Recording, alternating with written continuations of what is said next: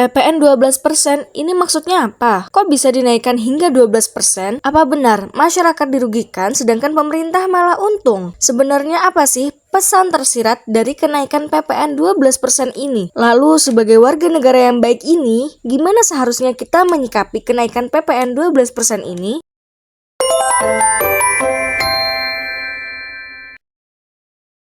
PPN adalah pajak yang dikenakan setiap tahap produksi dan distribusi barang atau jasa. Jadi, setiap kita membeli sesuatu, penjual akan menambahkan harga tambahan sesuai dengan presentase pajak dan kemudian disetor ke negara. Semisal, Anda membeli sebuah barang dengan harga 100.000 dengan tarif PPN 12%, maka Anda harus membayar tambahan sebesar 12.000 sebagai pajak. Jadi, total yang harus Anda bayar adalah 112.000.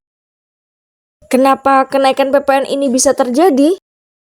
Kamu perlu menyadari bahwa kenaikan pajak ini merupakan bagian dari siklus ekonomi. Ini merupakan upaya pemerintah untuk melakukan reformasi perpajakan, meskipun kebijakan ini mengandung pro dan kontra. Ingatlah bahwa tujuan utamanya adalah untuk meningkatkan kesejahteraan masyarakat melalui peningkatan pendapatan negara dan stabilitas ekonomi. Dana tambahan yang didapat dari pajak ini kemudian akan dapat digunakan untuk membiayai program-program pembangunan seperti infrastruktur, pendidikan, dan kesehatan.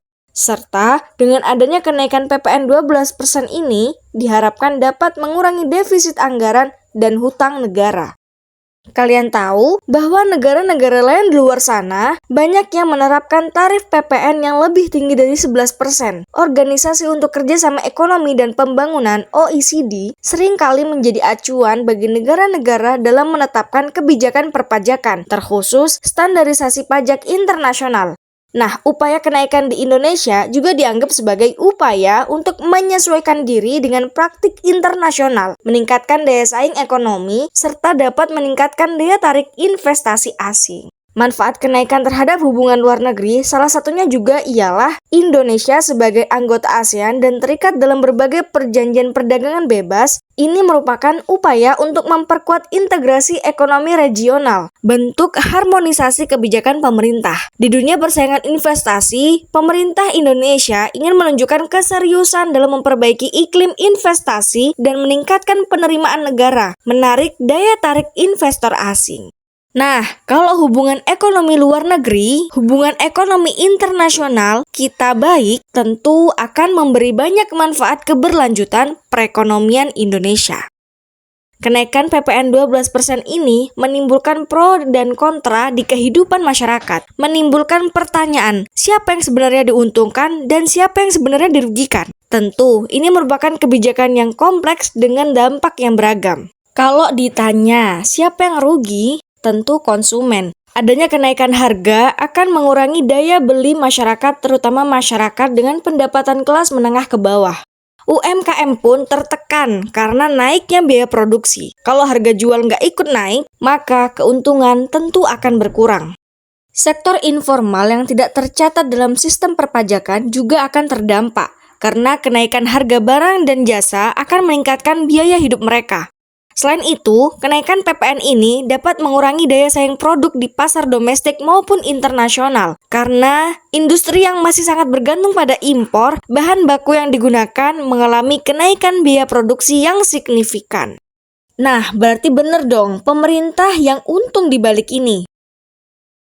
Begini, pemerintah memang akan mendapatkan pendapatan tambahan secara signifikan. Kemudian, dana ini akan dikelola dan digunakan untuk membiayai berbagai program pembangunan negara seperti infrastruktur, pendidikan, dan kesehatan. Lalu, siapa yang menikmati? Tentu, masyarakatnya kembali. Jadi, siapa yang sebenarnya untung? Tetapi di balik itu, mohon sekali kepada pemerintah untuk mengelola dengan baik, efektif, efisien, dan tepat sasaran. Karena kenaikan harga barang impor akibat dari PPN ini, produsen barang dalam negeri yang memiliki substitusi dengan barang impor berpotensi mendapatkan keuntungan. Hal ini disebabkan oleh dorongan konsumen untuk beralih ke produk lokal, meningkatkan perputaran ekonomi produk lokal. Untuk meminimalisir dampak kenaikan PPN ini, pemerintah telah melakukan beberapa pergerakan, yakni 1. Melakukan kompensasi kepada masyarakat dengan adanya BLT dan subsidi. 2. Meningkatkan efisiensi belanja. 3. Mensupport UMKM untuk tetap bertahan dan terus berkembang. Yang keempat, meningkatkan kualitas produk dalam negeri untuk terus mampu bersaing dengan produk impor. Lalu, kita sebagai warga negara yang baik dan bijak, bagaimana seharusnya menyikapi kenaikan PPN 12% ini? Tetap ikuti terus perkembangan informasi mengenai kebijakan ini melalui media yang kredibel. Pahami alasan dibaliknya dan bagaimana hal ini akan berdampak pada kehidupan sehari-hari. Dan jangan lupa, taati pembayaran pajak tepat waktu. Sesuaikan gaya hidup dan pola konsumsi agar tetap dapat memenuhi kebutuhan.